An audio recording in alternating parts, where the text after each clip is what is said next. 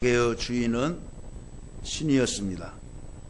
여인이 가게 주인에게 무엇을 파느냐고 묻자 당신의 가슴에 원하는 것은 무엇이든지 팝니다라고 하였습니다. 여인은 인간이 바랄 수 있는 최고의 것을 사기로 작정을 하였습니다. 마음의 평화와 사랑과 행복과 지혜 그리고 두려움으로부터의 자유를 주세요 라고 말을 했습니다. 신은 미소를 지으면서 미안하지만 가게를 잘못 찾으신 것 같군요. 부인이 가게에선 열매를 팔지 않습니다. 오직 씨앗만을 팔지요 라고 하였습니다. 평화는 열매입니다. 평화는 씨앗이 아닙니다. 많은 사람들이 평화를 얻는 법을 모릅니다. 열매를 얻을 수 있는 씨를 모르고 살고 있습니다. 평화의 씨를 얻으면 평화는 저절로 얻어지게 됩니다. 평화의 씨는 그리스도이십니다. 랍비들의 창세기 주석인 창세기 랍바에는 일곱째 날에 무엇이 창조되었느냐라는 질문이 있습니다. 하나님께서 일곱째 날에 그냥 쉬신 것이 아니라 고요, 평온, 평화, 휴식을 창조하셨다고 기록하고 있습니다. 평화는 하나님의 창조물이며 예수님이 전달자이십니다. 예수님은 요한복음 14장 27절에 평안을 너희에게 끼치노니 곧 나의 평안을 너희에게 주노라고 하셨습니다. 오늘 본문의 말씀은 이제 고넬료가 베드로 사도를 자기 집으로 초청해가지고 온 가족들이 모여 있는 데에 있어서 설교 내용 가운데서 이제 말씀의 내용입니다.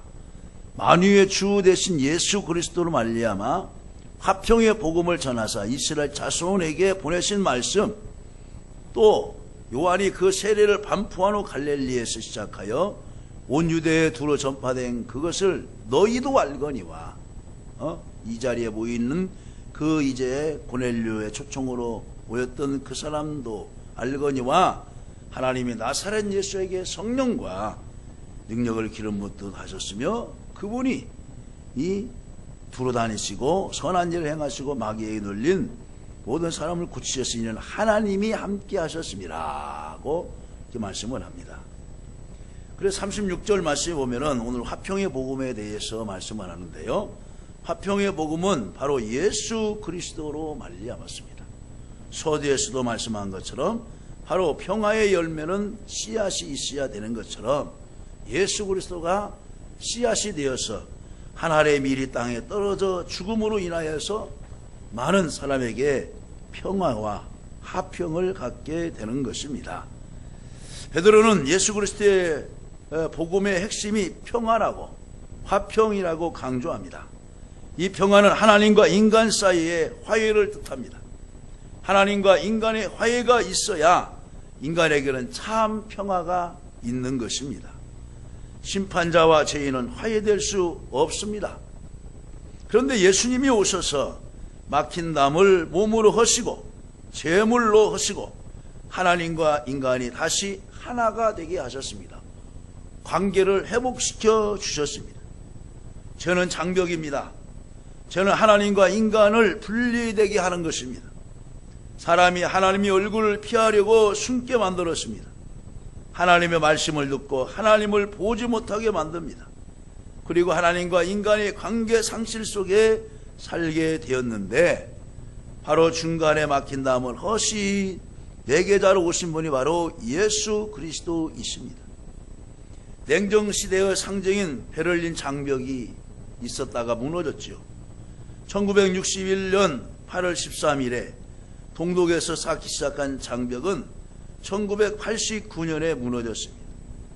그동안에 이 장벽을 이제 5천여 명이 동독에서 서독으로 탈출을 시도하였고 그 가운데서 200여 명가량이 발견되어서 죽게 되었습니다.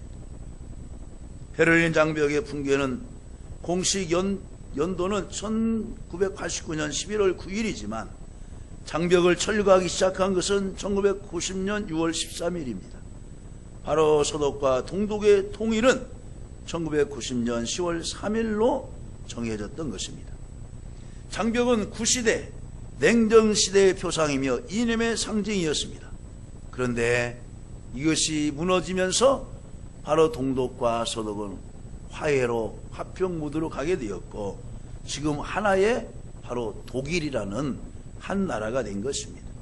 그러나 아직도 우리 남북한은 아직도 휴전 상태에 있습니다. 정전 상태에 있습니다. 뭐냐? 전쟁은 하고 있지만은 잠깐 휴전이라는 거예요. 1953년 7월 27일에 휴전을 잠깐 선포한 것입니다. 지금도 북한은 계속해서 전쟁을 노리고 있습니다.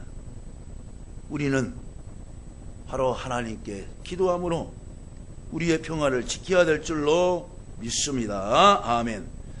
작년 봄 이제 맨하탄을 방문했을 때 안내자가 설명해 주었습니다. 미국 뉴욕 맨하탄의 중심부에는 월스트리트가 있습니다. 월스트리트. 이곳이 바로 냉전 시대가 끝나고 신냉전 시대를 이끌어가는 곳입니다. 오래전 신대륙에 온 네덜란드인들이 맨하탄을 헐값에 인디언으로부터 샀습니다. 인디언들은 억울해서 돌려달라고 했지만 돌려주지 않았습니다. 인디언들은 맨하탄을 다시 빼앗기 위해서 쳐들어왔고, 네덜란드인들은 인디언들을 막기 위해서 방어벽을 쌓았다고 합니다. 이것이 바로 장벽, 벽을 말하는 월스입니다. 월스. 이 장벽이 있던 곳이 지금의 월스 스트리트입니다. 이것은 세계 금융가의 1번지입니다. 지금은 있는 자와 없는 자의 높은 담을 쌓는 곳이 월스트리트입니다.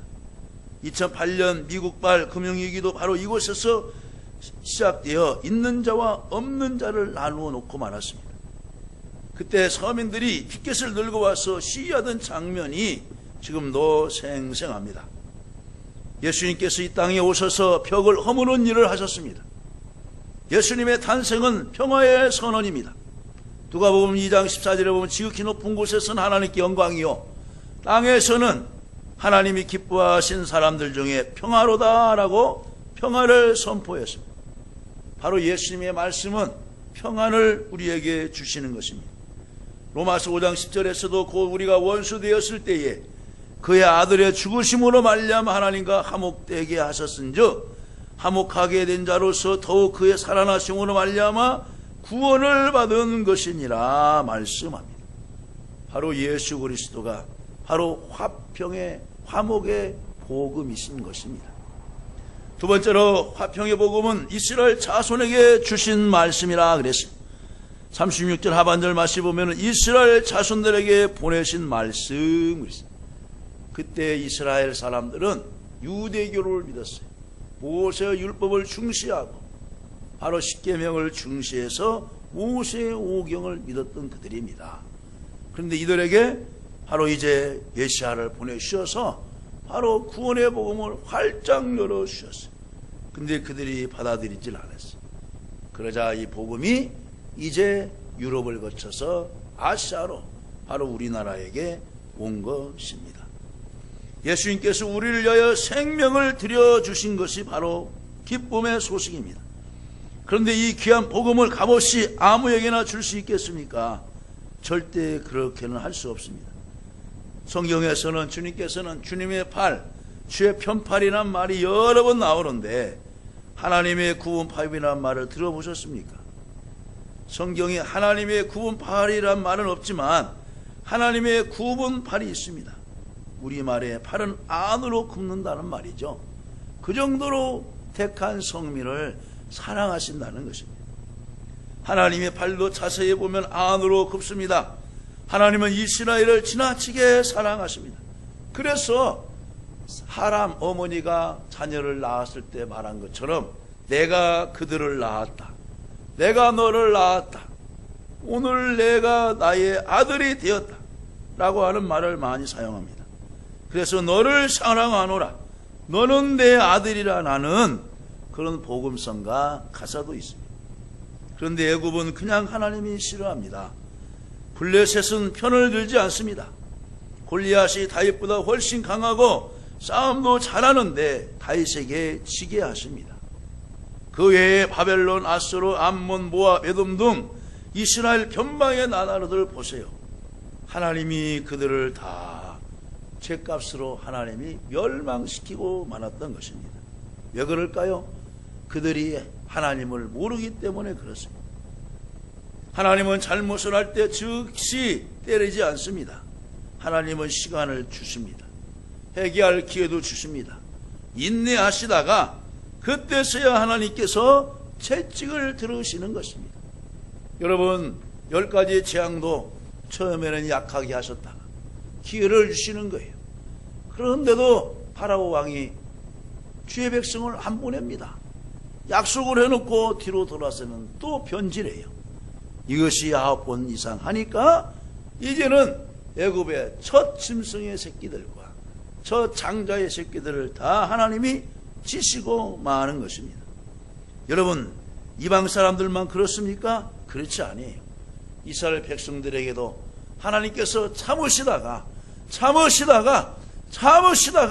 그때서야 심판을 하십니다.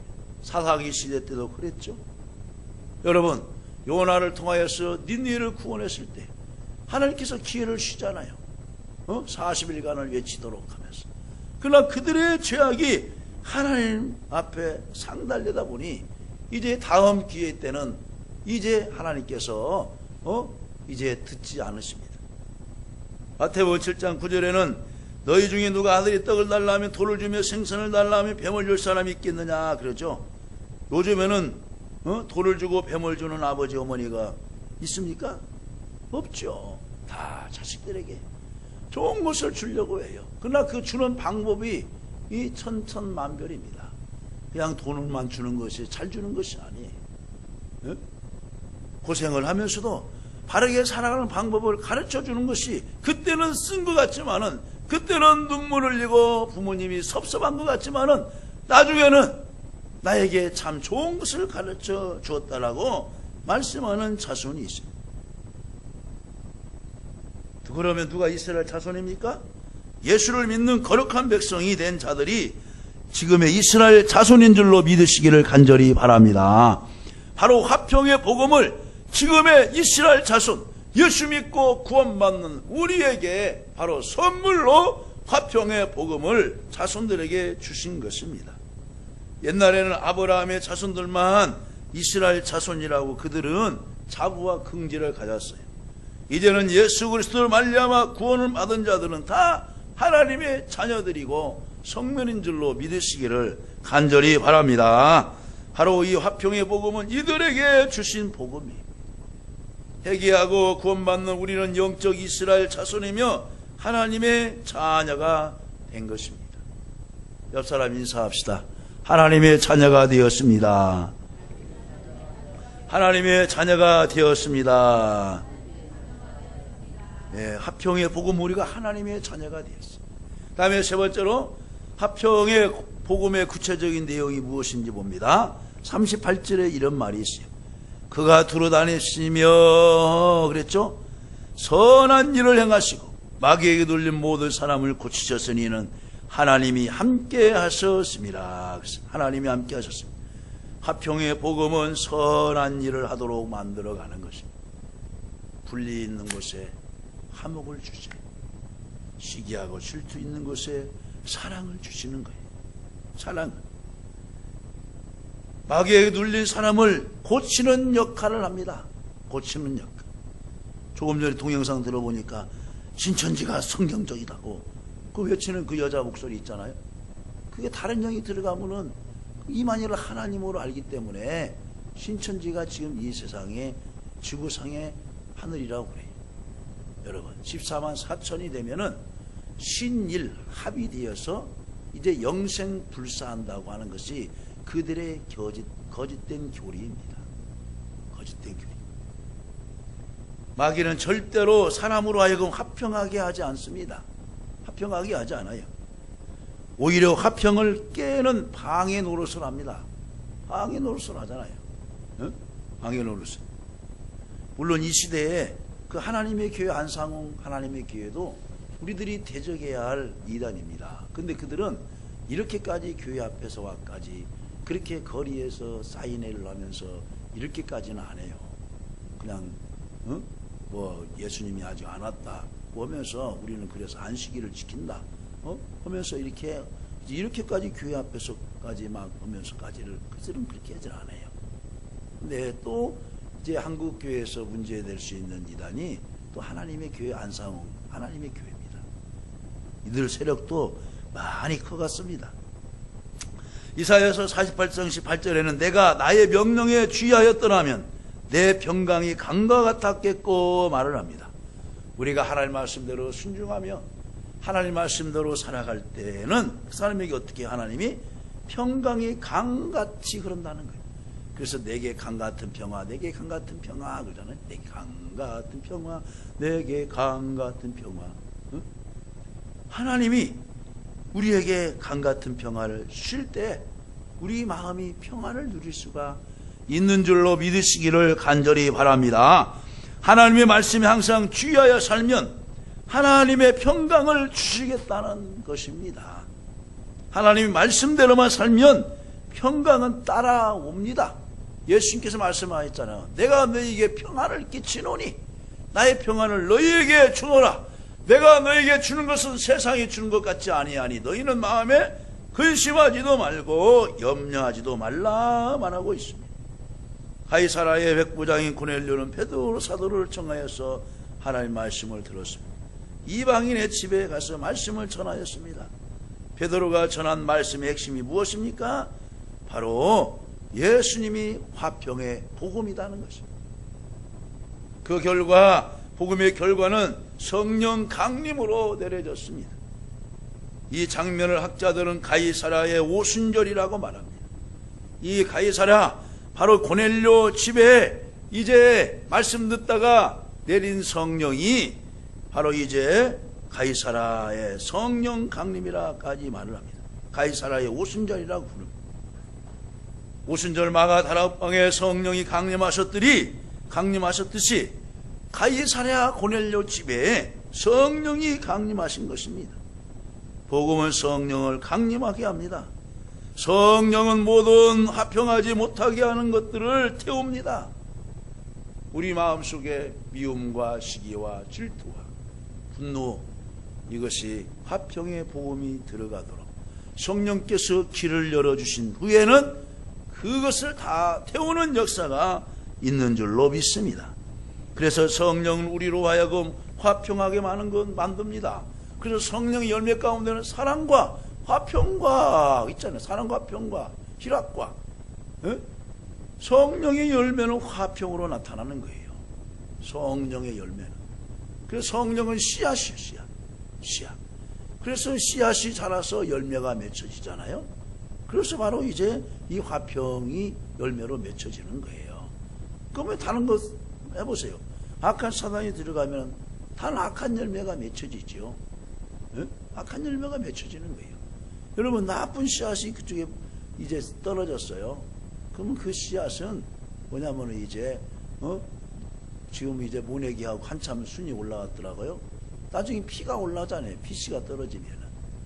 근데 뭡니까? 피씨는 떨어지게 되어 있어요. 가라지도 떨어지잖아요. 옥토바스에. 그럼 그것을 어떻게 합니까? 주님이 추수 때까지 놓아두는 거예요. 왜? 뽑다가 다른 것도 뽑을까 두려워할까 봐서. 이단도 마찬가지. 말씀을 맺습니다. 사랑하는 성도 여러분, 마귀는 사람과 사람 사이에 화평을 깹니다. 어떻게 화평을 깰 수 있습니까? 미움, 다툼, 시기, 질투, 이것으로 화평을 깹니다. 우리 보문성가 가운데 있죠. 미움, 다툼, 시기, 질투 버리고 그랬잖아요. 이것은 바로 사단의 역사니까 버려야 되는 거예요. 민수기 6장 26절에 여호와는 그 얼굴을 내게로 향하여 드사 평강 주시기를 원하노라 그랬어요. 하나님의 얼굴이 우리를 향할 때 진정한 평화가 찾아오는 줄로 믿습니다. 여러분, 한 번쯤 거울 앞에서 자기 얼굴의 모습을 한번 보세요.